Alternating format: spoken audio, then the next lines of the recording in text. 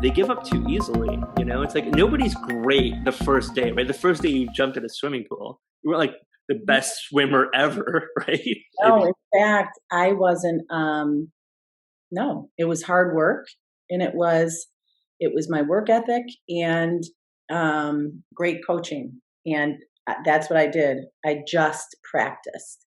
And in practicing anything, you can become a master. That's what I say to my kids all the time. And that's what I say to other people. Michael Jordan didn't fall out of bed and he was the best basketball player that ever walked the earth.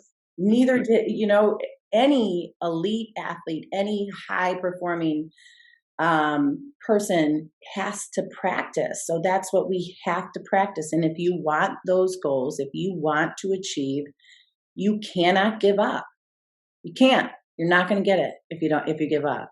So exactly, it goes back to what you said about establishing your why and then using the tools to have your goals up, to have your vision up, to have it right at the forefront of your brain, of your mind, in your mind's eye, so you know exactly why you're doing what you're doing, why you're in the grind, why you're moving forward, and why you're creating these healthy habits, right? Mm-hmm. Yeah, absolutely. And like I learned a lot from our common friend from David Jokes when he says, it's all core, right? When he's like, that kind of just, I never heard it quite like he said it, and his understanding of it is way more profound than I could ever say in right now. But it's just like, okay, it's all like, well, recenter. So like when you make a decision, like recenter, right? Like why don't make a decision if you're angry, upset, jealous, or any of these low, like I was saying, power versus force, kind of lower of the pyramid, right? Vibrational things. Then like you can't make a decision from there because it's not going to be a great decision. If it's a decision out of fear and not love, right? It's not going to be a great decision. If it's out of guilt or shame, it's not going to be a great decision. And I think that kind of mentality, and actually ever since speaking with David, I kind of, it really helped me to think of that. It's like, okay, where am I? Am I balanced? Mm-hmm. When I'm making these decisions, when I'm thinking this process, like, and then why even bother going through the thought process if it's from like a wrong space, right? So like, knowing you're being in tune with your ethics, your core values, your things like that, and then taking that and saying, this is what I know to be true and most important for me, and then passing those, whatever it might be, decisions or contemplation through that. And I think that's a big part of why so many people fail or have difficulties, is that they're making decisions from here, there, and everywhere, completely imbalanced. I love that.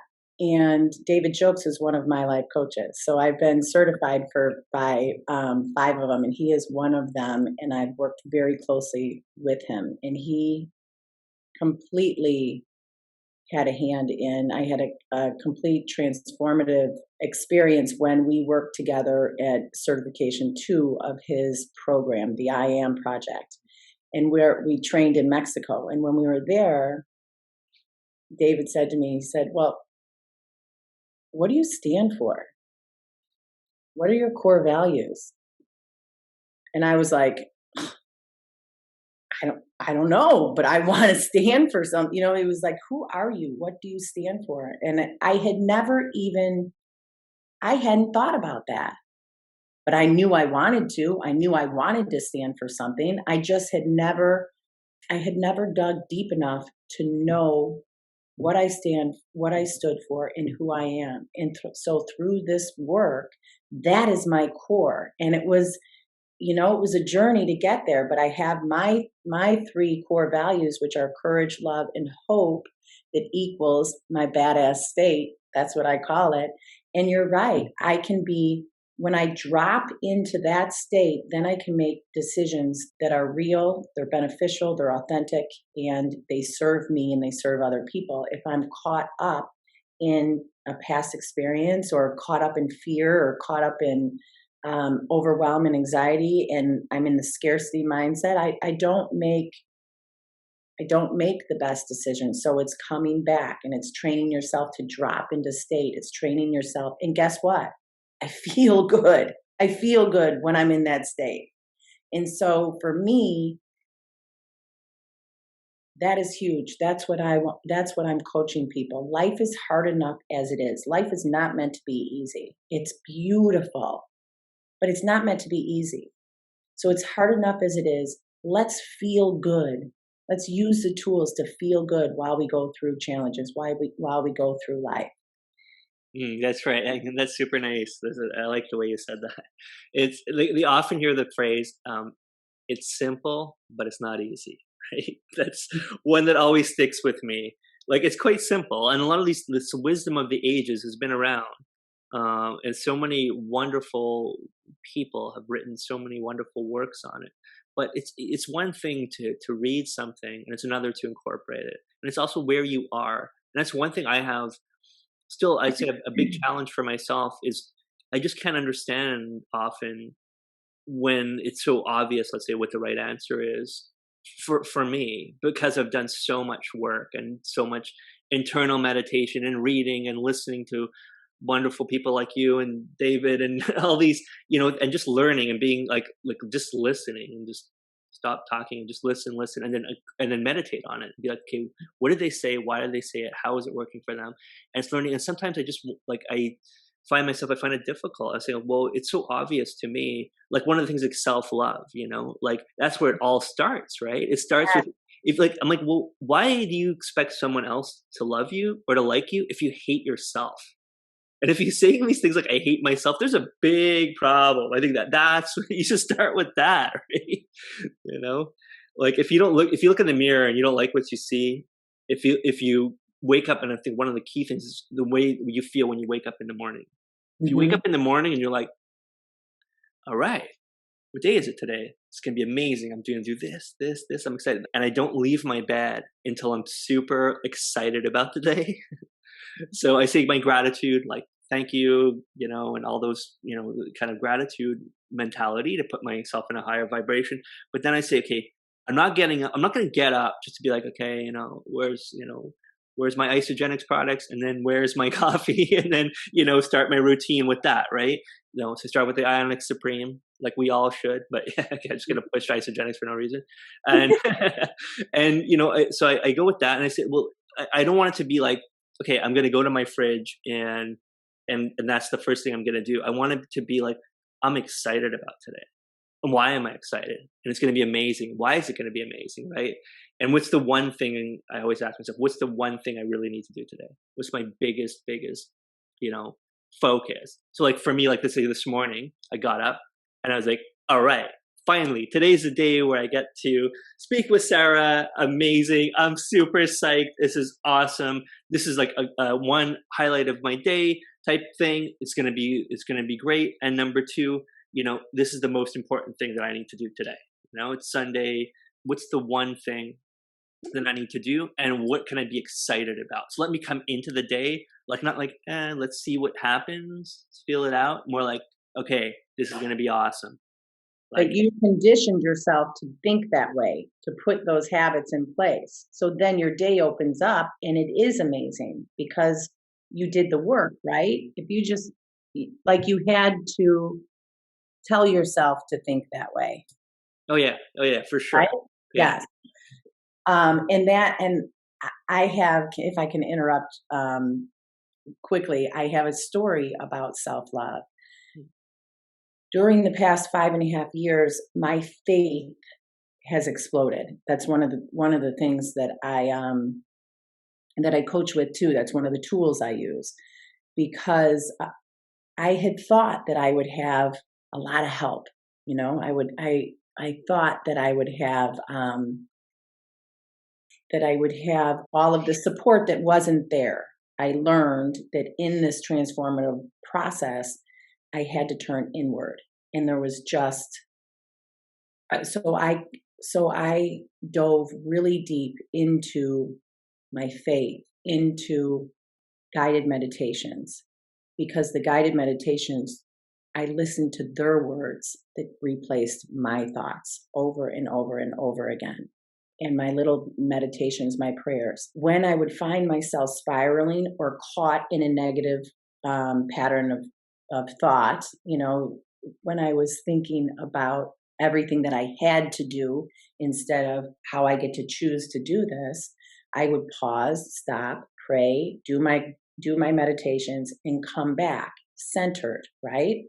So one day it was I don't know, a Tuesday night, and I'm thinking I got to shovel, I got to make the dinner, I got to clean up, I got to do lunches for tomorrow, I have to do homework, and it was piling on and stacking on and stacking on.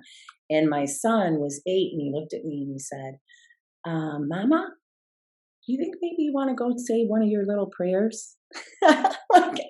And come back like out of the mouths of babes, right? And I just was like, took the breath. Yeah, yes, Rye. That's exactly what I have to do. And I went upstairs to do my prayers. And those put me into a meditative state. Okay. So as I'm reading my passages and I feel I'm calming down, I'm breathing, I'm letting go, but I could feel it right here. I could feel the chaos that I knew if I walked out that door, it was going to put me right back. I was missing a step. It was going to put me right back in that negative internal dialogue. And I heard a voice say, "Sarah, get up and look in the mirror." And I was like, and I looked in the mirror and the voice said, totally. And I don't care who you call your higher power. I was raised to call mine God. That's who I choose to call my higher power. And God said, "Look, no, don't bullshit me. Look in the mirror. Look in your eyes. Look in your soul. And put your hand on your heart and tell yourself that you love yourself." And the words were really hard. They were really hard, and tears were coming down my face. It was hard for me to say. And then God said, "And tell yourself you're doing a great job." Right? I had all these things that I had to get accomplished. And that was hard for me to say. "I'm doing a great job." And the voice said, "Again, again, again." And I kept saying, "I love you, Sarah. I'm doing a great job." And all of a sudden, after the 20th time, it was like, and I was able to walk outside and have an amazing night with my kids.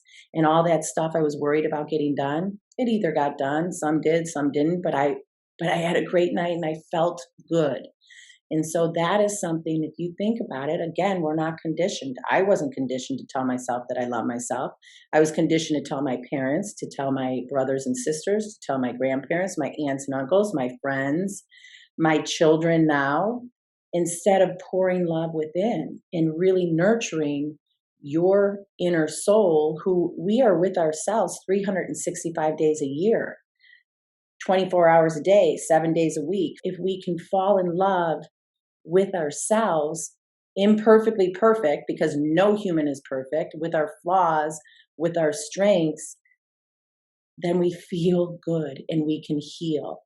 And that's one of the things that is my message to other people, and part of my coaching is to get you to really nurture your inner soul so that you fall in love with yourself again, which means you fall in love with your life again.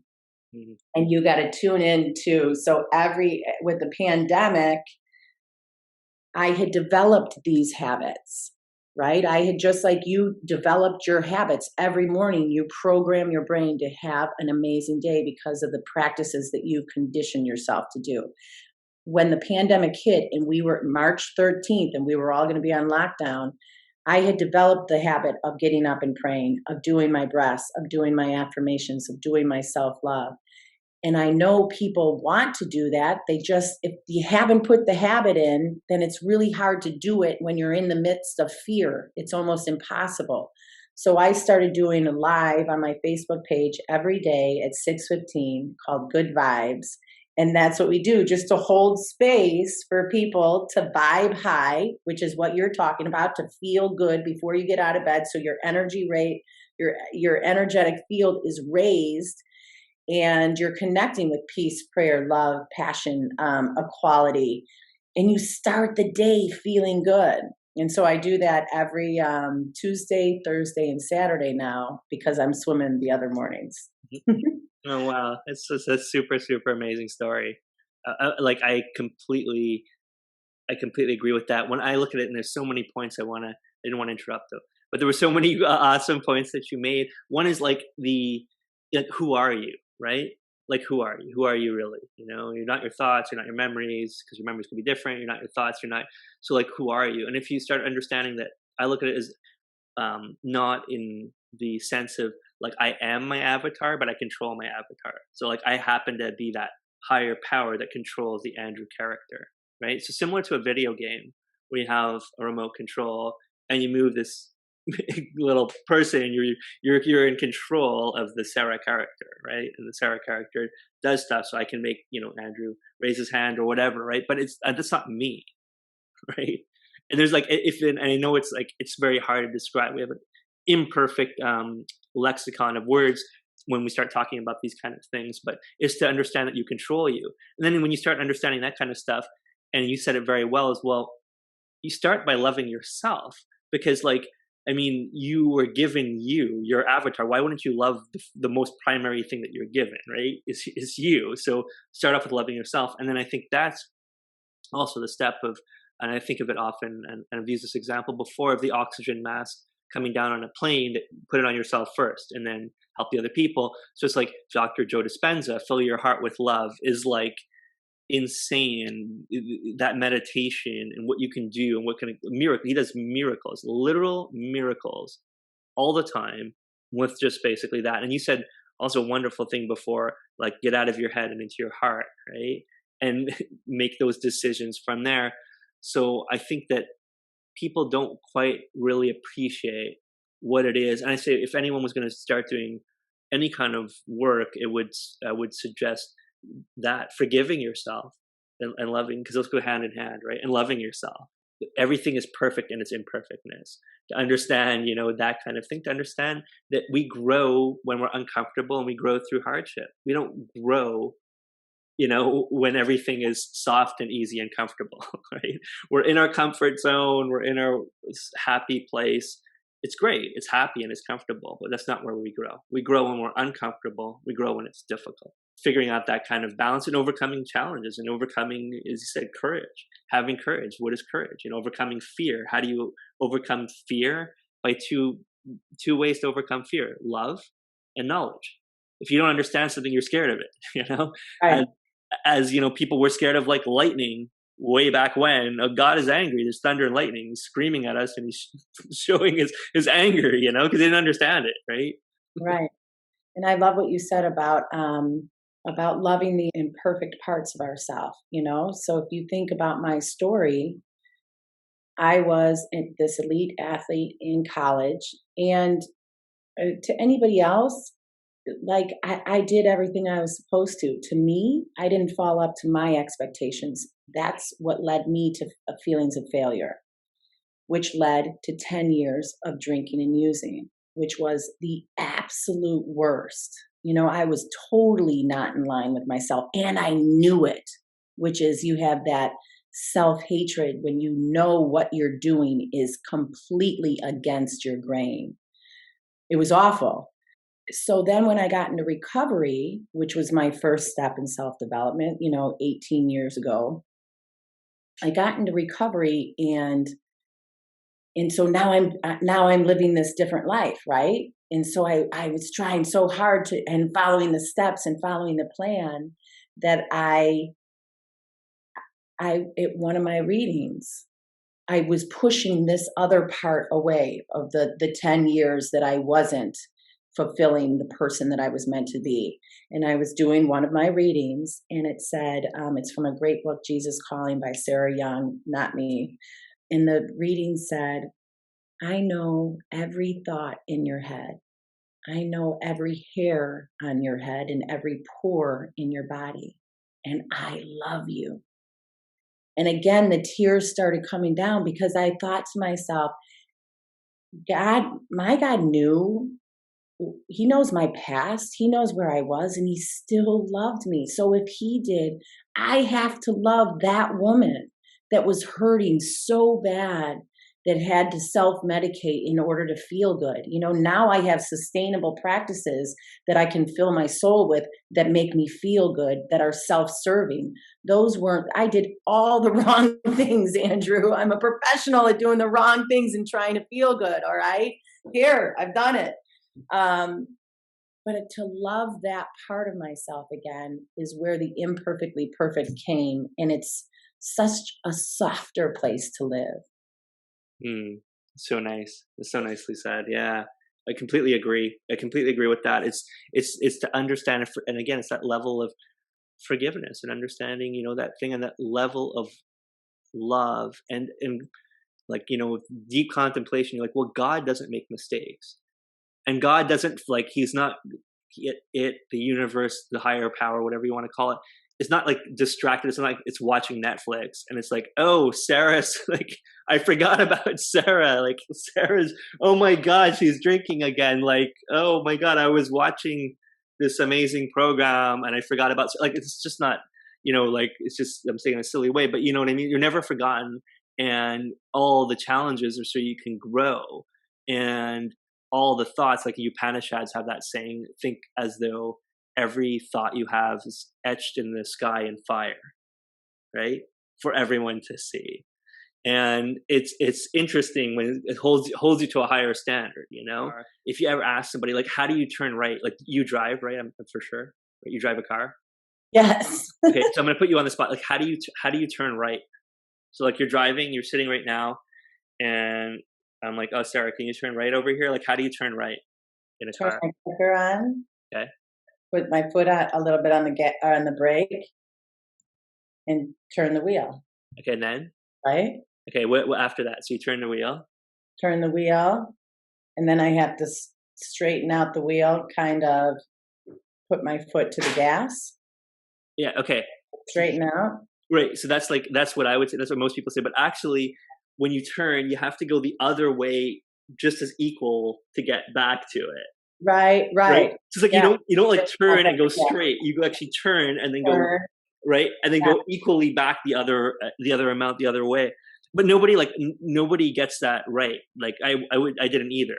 Like nobody gets that right but we all do it all the time, and we've done it like our 10,000 hours or whatever. Like we've done it so many times, we've mastered it, and all of the driving is it's just habit and subconscious. That's why it's super scary the first time you drive a car, because you're like, oh my God. And that's the other reason why one is why people fail and then get upset at themselves. And I say like often this thing is like, well, if you're gonna eat, like, oh, I'm not gonna eat a cookie today, and then they eat that cookie or cake or whatever. Well, they always were going to eat it unless they'd already like changed their pattern, right? Their subconscious programming. You can't beat your subconscious with your conscious. You can only use your conscious to program your subconscious, and then that ship goes, right?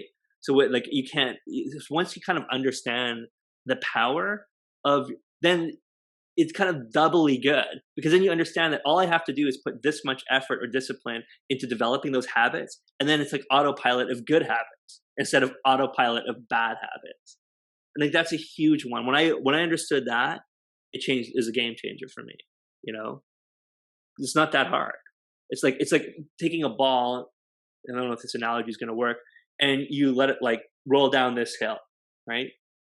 And you're like, okay, this hill, it's kind of leading to a bad place, right? And then all you got to do is figure out how to like turn that and drop this ball, and it leads to a good place. But once you like make that effort of turning everything, and then the minute you put that ball on top, it's just going to go to where it needs to go, right? Totally, because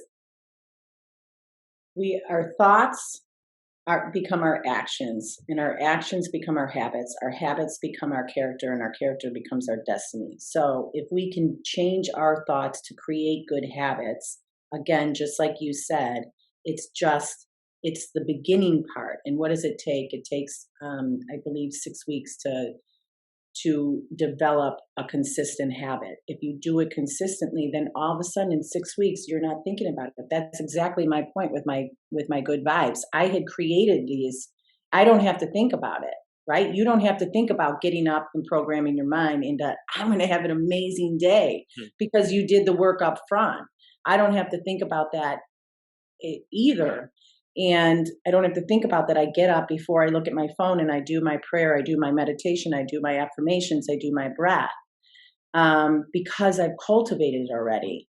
And that's exactly what people don't know, right? And in what we can create and help other people do. And then the world's a better Well, place. like, how do you take someone that's completely lost, right?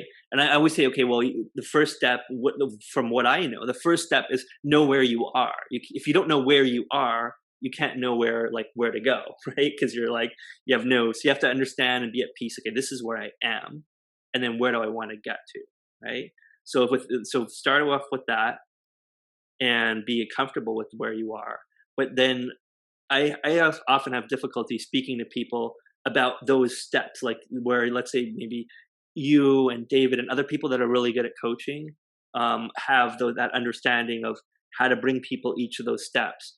Where sometimes for myself, I'm already at Z, the end of the alphabet, and they're, let's say, that like B, and I'm like, yeah, okay, here's Z, like just go like here's the answer, and they're like, you can't do it that way, right? You have to take them through kind of their path and their way of getting there. And I think that's amazing, an amazing skill to be able to talk to people like that. Like, what do you say to somebody who's like, no, like just has bad filters, and those bad filters because they have those bad filters, it's true because it's true for them. Like, all people are this, people are mean, people are dishonest, people like crazy. I hear these people make these statements like, like, but it's making it true for their own reality, right? Yeah, if you live in that world, like I lived in a world where I can't believe this person did this, and this person did this, and this person did this, and this person did this. 5.5 years ago, when I changed my life, I was so sick. No one's going to change unless they want to. So I don't want to coach anybody that doesn't want to change. If you want to stay in your miserable story, then stay there. If you want to learn the work, I'll show you the work to do to change it, because you're able to. I was so sick and tired of what those thoughts, how they made me feel. They made me feel like a freaking victim all the time. That's a shitty place to live. And I knew from, if I'm pointing the finger and there's 4 fingers pointing back at me, that I got to change something here. And so every time a negative thought comes, if you want to change, if you don't, then you stay over there. You stay in your lane. They're not ready. Yeah, it's because they're not ready though, right? But Like, when you're ready, yeah, and you do the work, and you start to notice every time a negative thought comes up, you stop. You got to stop. The negative thoughts, NLP, neuro-linguistic programming, they follow neurons, they follow pathways, synapses, and they strengthen and strengthen and strengthen and stack and stack and stack and stack until you do what? You put a chink into it, and then they unravel, but you have to put something else in. You put a thought of gratitude. Gratitude is the antidote for everything. It's the antidote for overwhelm. It's the antidote for anxiety. It's the antidote for fear. It's the antidote for resentment. It's the antidote for jealousy. Anything you're feeling, find something that you're grateful for, and then start thinking about that, and you change your pattern of thought. And if it's too hard for you to do by yourself with that gratitude, you pick a thought of gratitude, you immediately go to a meditation, immediately go to a guided meditation, and listen to your breath and listen to these words. And then you're going to start strengthening the neurons and synapses the other way. But you have to do the work, and you have to want to do the work. You have to want to get out of the jail cell that your head has put you in. Very nicely said. Yeah, exactly. I always think of Dr. Joe Dispenza, what fires together, wires together. And that's a great statement. And I've been in some pretty, dark places myself. And always that thing is, before I go to bed, as I'm going to sleep, through all my life, whatever good or bad or dark or light places I've been in, I've always had God or my guides or my intuition tell me, like, start speaking to me like, so are you proud of today? Is that what you like? Is that what you want? Is that life for you? Is that good? Was that a good day?